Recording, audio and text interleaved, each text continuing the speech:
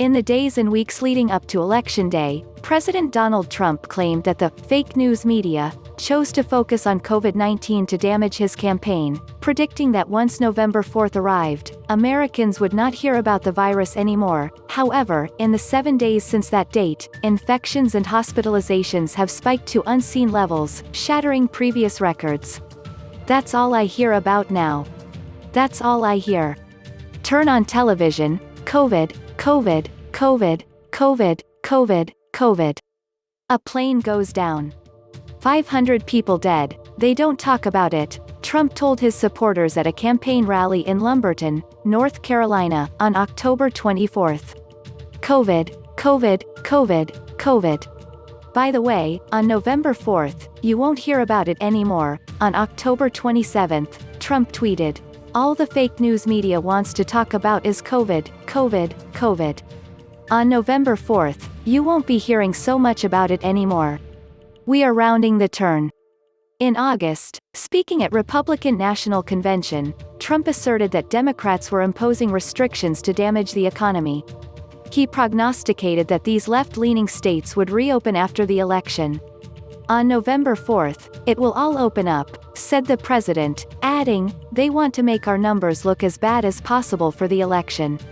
Back in May, Eric Trump, during an appearance on Fox News, said the Democrats will milk it every single day between now and November 3rd, and guess what, after November 3rd, coronavirus will magically all of a sudden go away and disappear.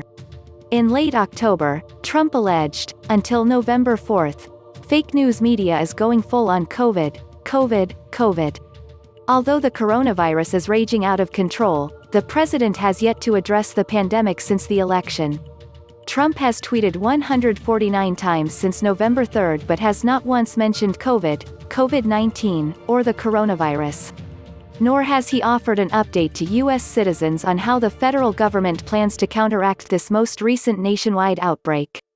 Vice President Mike Pence is the head of the White House Coronavirus Task Force.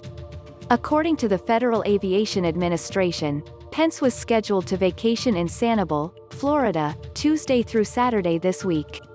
However, The Washington Post reported Tuesday that Pence is no longer planning to leave Washington.